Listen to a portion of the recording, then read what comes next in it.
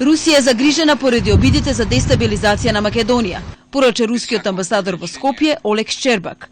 Според него, тоа што во Македонија и во другите земји се обидува да се реализираат различни сценарии на така наречени портокалови револуции, е јасно. Тука, вели Шчербак, се користат истите кои би искористени во Грузија, Украина, во Египет. Как правило, ваквите сценарии е многу тешко да се реализираат само одвнатре. Обично се реализираат со помош од надвор. Длабоко сум убеден дека македонскиот народ кој има толку стара историја и кој во својата повеќе вековна историја преживеа толку многу страдања, нема да подлегне на вакви сценарија. Шчербак посочува дека ваквите револуции никаде не донеле подобрување на социјално-економската ситуација на населението. Напротив, предизвикале хаос и дестабилизација. Руската федерација според него се залага за одржување на стабилноста на Македонија. Не се мешаме во внатрешните работи, вели, но тргнувајќи од позициите на меѓународното право, сметаме дека би било корисно да истакнеме дека владите кои се избрани за време на избори мора да добиваат поддршка од меѓународната заедница.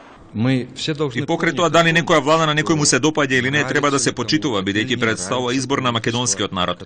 Почитување на резултатот на изборите е еден од најглавните принципи на демократијата. Резултатите на изборите беа признати од страна на многу меѓународни наблюдувачи, односно од страна на наблюдувачи на Советот на Европа, ОПСЕ и други меѓународни организации.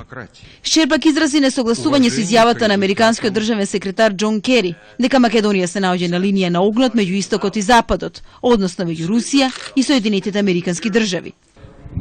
Ние потполно ја демантираме ваквата конфронтацијска логика. Тргнуваме од логиката за развој на соработката на заемно корисните односи кои мора да се реализираат врз основа на еднаквоста.